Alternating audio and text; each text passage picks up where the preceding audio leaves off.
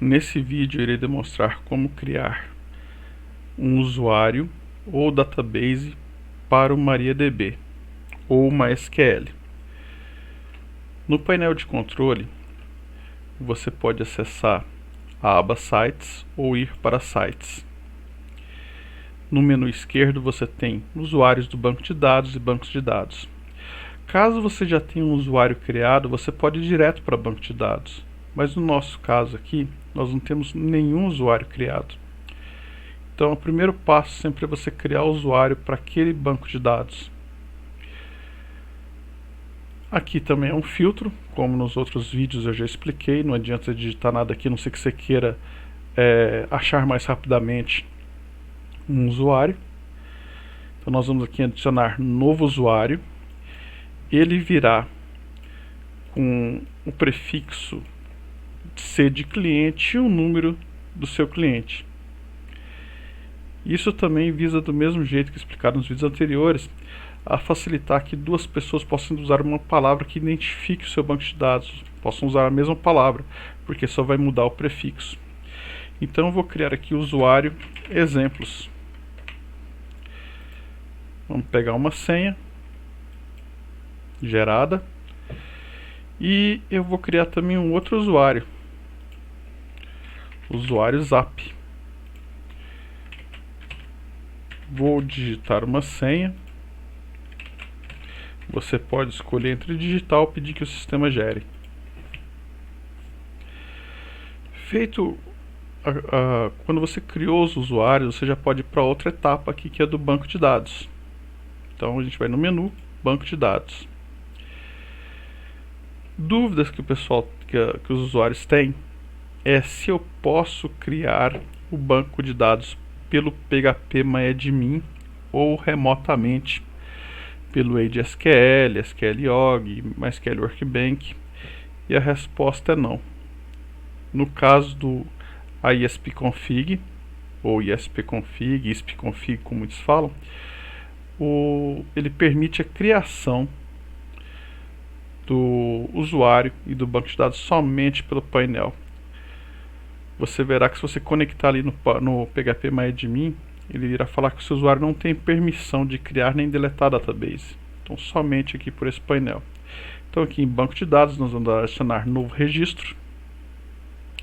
Nós vamos selecionar ao site que esse banco pertence. Essa etapa é muito importante, porque no próximo vídeo que eu estiver falando sobre backup, vocês vão notar que quando o painel faz o backup, ele deixa esse backup do MySQL disponível no site ao qual ele pertence. Então se eu marcar aqui exemplos.com, quando o backup do site for efetuado, vai ter o backup da publicação e o backup do MySQL, né, do MariaDB, junto do backup geral. Então a primeira coisa é escolher a quem o exemplos pertence. Logo após isso, ele também coloca um prefixo. Nós vamos colocar aqui exemplos DB. Vou definir uma cota. Eu quero lembrar que nossos planos, eles têm um total. Por exemplo, o plano básico são 30 GB, ou seja, 10 GB para sistema, 10 GB para e-mail e 10 GB para banco de dados. Então o total é 30 GB, mas são fixos para aquela situação ali. A mesma coisa se você pegar outros planos, por exemplo, o avançado. Ele tem 90 GB de espaço ao todo, sendo 30 GB para sistema, 30 para e-mail e 30 para banco de dados. No caso aqui a gente está simulando um plano de 10 GB, eu vou marcar que eu quero 1 GB para essa database. O painel ele trabalha em megabytes, então tem que colocar 1000 aqui.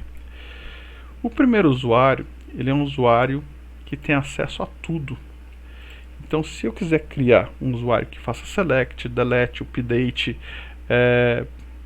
crie procedures, crie views, é esse primeiro aqui que eu tenho que selecionar, certo? Esse segundo é um usuário somente leitura, então ele só consegue fazer select, ele não consegue deletar, criar e demais operações. Então vamos supor que eu quisesse que nesse banco aqui o C60 tivesse acesso geral. Ele ficaria o C60 exemplos e o C60 zap somente leitura. Ele só conseguiria fazer select. Essa parte aqui é muito importante, o char7 do banco. O padrão aqui, o default, é Latin 1, ou seja, ISO 88591. Se eu quero usar o TF8, obrigatoriamente eu tenho que marcar aqui, ó, vir e selecionar o TF8. Se eu não o fizer deixar como DB default, ele vai pegar o Latin 1. Então, o TF8.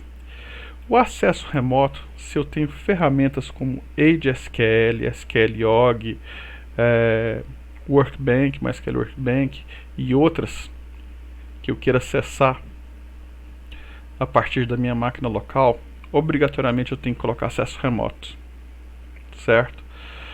Vamos supor que eu quisesse também limitar esse acesso remoto, porque se eu deixasse aqui marcado, ele está geral, qualquer um de qualquer lugar pode acessar.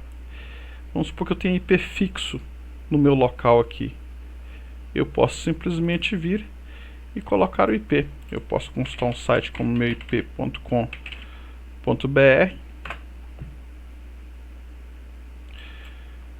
pegar o meu IP ou dentro do próprio modem, né, e colocar aqui. Veja que agora somente esse IP aqui vai conseguir acesso remoto. Ok? Outros IPs não vão conseguir. Eu vou deixar aqui liberado para que qualquer IP possa acessar, né, com a devida senha e o devido usuário. Dou salvar. Ele apareceu aqui o círculo, a bolinha vermelha. A database nesse momento está em processo de ser criado, ele não está disponível. Se você tentar acessar, seu IP será bloqueado na porta 3306 durante o tempo de banimento. Caso isso aconteça, eu peço que entre em contato com o nosso suporte ou que espere o tempo passar. Esse tempo pode ser dinâmico, dependendo de nós estarmos sob ataque ou não. E vamos criar mais um usuário aqui. Dessa vez eu quero criar para o site Zap. Eu vou criar aqui Zap Teste. Vou colocar 1 GB. Vou selecionar o usuário Zap60. Aqui em leitura, eu não quero nenhum usuário, eu quero um usuário de acesso geral. Então, esse banco aqui ele vai usar o padrão ISO 88591. E eu não quero dar acesso remoto para ninguém. Salvar. Da mesma forma que eu criei esses usuários aqui, eu posso criar quantos usuários eu quiser e criar quantas databases eu quiser. Lembro que cada database pode ter no máximo 2 usuários, sendo um usuário geral, tem acesso a todas, select, update, insert, e um usuário somente leitura. Após esse procedimento, eu posso acessar a minha database pelo phpMyAdmin, como vocês receberam aí no arquivo, onde diz como acessar a hospedagem, como eu também posso acessar por um AgeSQL ou outra ferramenta de acesso externo. Desejo sucesso no uso da ferramenta e vamos aguardar os próximos vídeos aí que iremos postar.